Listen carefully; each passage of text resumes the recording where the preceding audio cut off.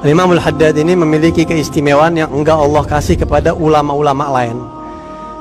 Di antaranya apa? Beliau itu berdakwah dengan lisannya, dengan qalam, pulpennya, dan dengan perjalanannya, dengan kakinya, yakni rahalatu. Jadi dakwahnya bukan cuma lisan. Ada orang dakwahnya pakai lisan aja udah selesai.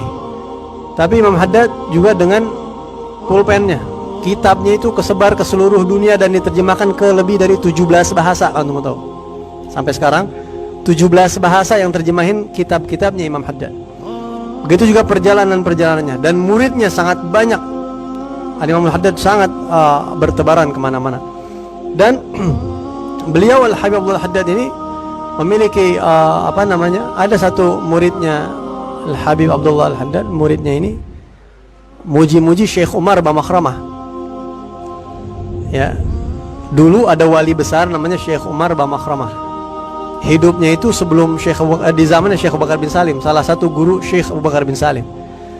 Nah, ada satu muridnya Imam Haddad muji-muji Syekh Umar Bamakhramah, padahal ini wali besar, memang wali dan memang sangat luar biasa.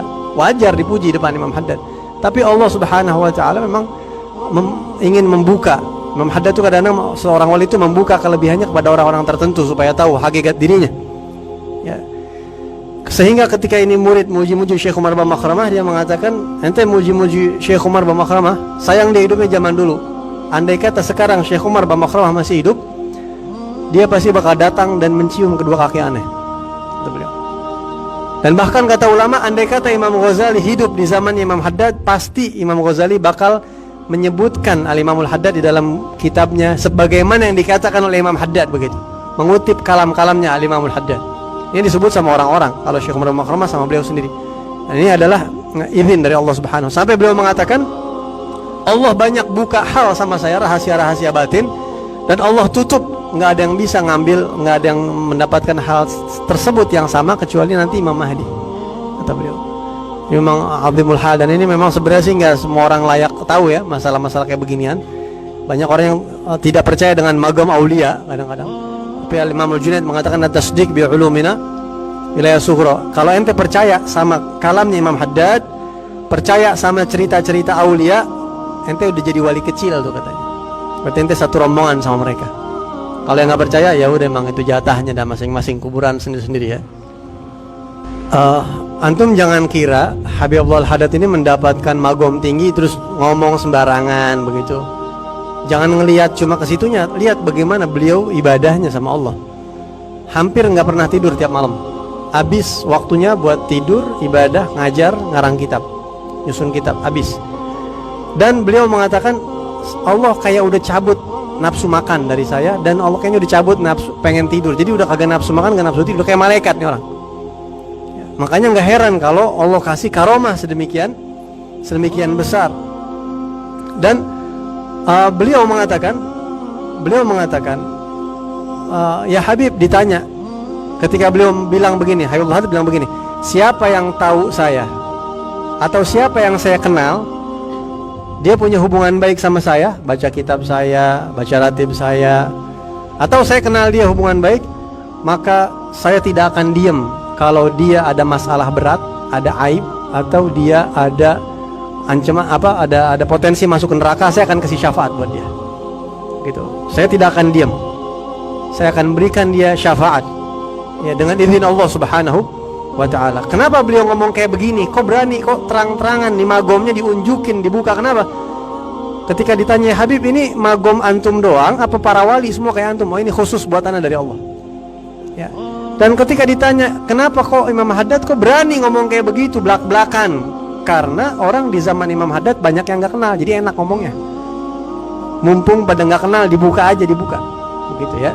Sampai-sampai disebutkan ada salah satu orang pengen belajar sama Habib Abdul Haddad, datang dari kota Shibam.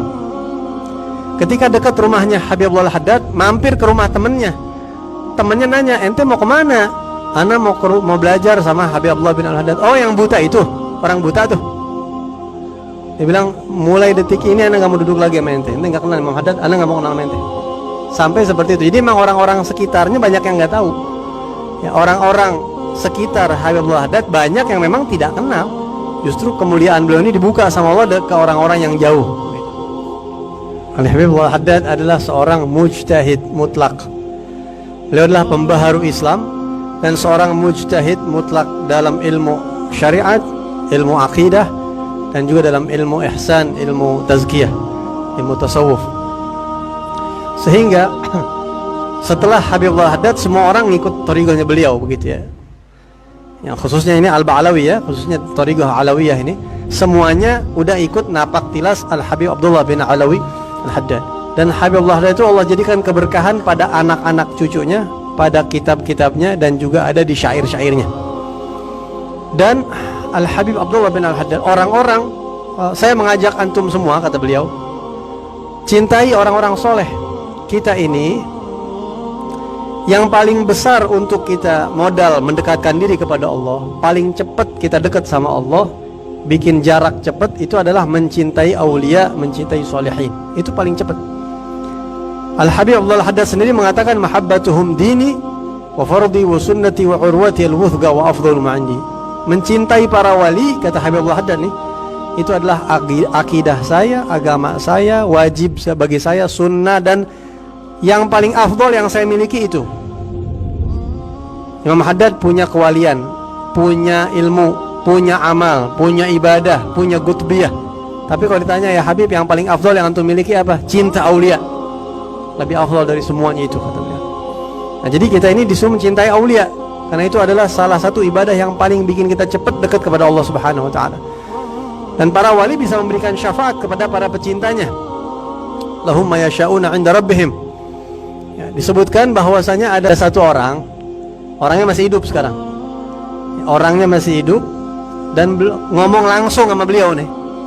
Yang bersangkutan yang mimpi ngomong langsung bahwa abahnya meninggal dunia. Nah, terus anaknya, salah satu anaknya mimpi di dalam kubur ngelihat abahnya didatengin sama Munkar dan Nakir. Ini abahnya cinta banget sama Habib Abdullah bin Ali Al-Haddad sama Habib Ali Al-Habsyi Sahibul Maulid. Cinta banget sama dua wali ini. Begitu Munkar dan Nakir datang, tahu-tahu datang Habib Abdullah Al-Haddad sama Habib Al-Habsyi. Dan beliau berdua bilang, wahai malaikat Munkar dan Nakir, udah bebasin, beliau ini adalah orang kita, dia orang kita. Maka Munkar dan Nakir pun langsung meninggalkan makamnya.